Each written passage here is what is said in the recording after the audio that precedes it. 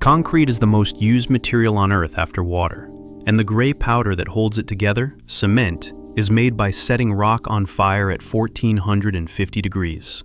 Every ton of it releases roughly 600 kilograms of carbon dioxide. More than half of that never touches the flame. It comes out of the stone itself. That last part is the reason cement is so hard to clean up. Hold on to it, because it changes everything about the factory you are about to walk through. It starts in a quarry. A cement plant is almost always built right next to one, because the main ingredient is limestone, and limestone is heavy. Crushers break the rock down to gravel. Then a mill grinds it together with clay and sand into a fine gray powder called raw meal. It looks like flour. It is not going to stay that way. Now, the powder goes up. Beside the factory stands a tower, and inside that tower sits a stack of cone-shaped chambers called cyclones. The raw meal is dropped in at the top. Hot gas rises from below. The powder falls through the gas, spinning as it goes, and by the time it reaches the bottom, it has been heated to around 900 degrees. Nothing has been burned yet. The tower is only catching heat that would otherwise leave through the chimney. At the foot of that tower, in most modern plants, sits a second burner. It is called the calciner, and it has one job to do before the kiln is ever involved. And at 900 degrees, the chemistry starts.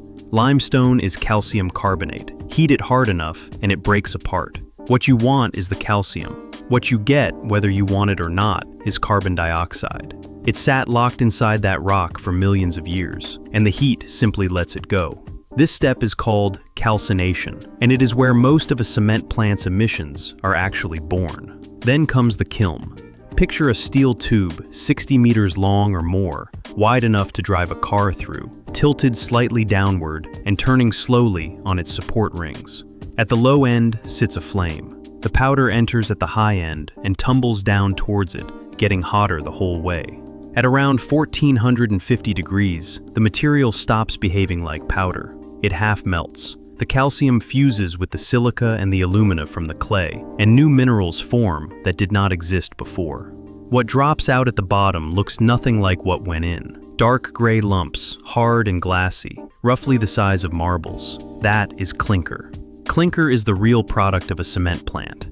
Those new minerals are the entire point. Mix them with water, and they grow tiny interlocking crystals that knit the whole mass together. That is what turns wet gray sludge into something that carries a bridge. Ground limestone does none of that. You have to build the ability in, and the only way anyone has found to build it in is heat. A cooler blasts air through the hot lumps. That air goes straight back into the kiln, which is the whole reason the tower exists.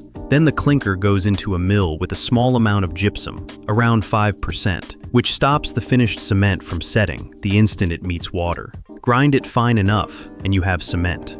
So where does that leave the emissions? Here's the part that catches people out. You could run that kiln on hydrogen. You could run it on electricity. You could run it on waste tires, which plenty of plants already do. And you would still emit more than half of what you emit today, because the carbon dioxide was never coming from the fuel. It comes out of the limestone. It is baked into the recipe. So the industry stopped trying to fix the fire and started trying to catch the gas. In June 2025, Heidelberg Materials switched on a carbon capture plant at its site in Brevik in Norway. It is the first at industrial scale anywhere in the cement industry. It captures around 400,000 tons of carbon dioxide a year, roughly half of what that single plant produces, and sends it under the North Sea. Half. At one plant. There are thousands of cement plants in the world. If you want to know how the machines behind your buildings, your roads, and your electricity actually work, that is what this channel takes apart, one at a time.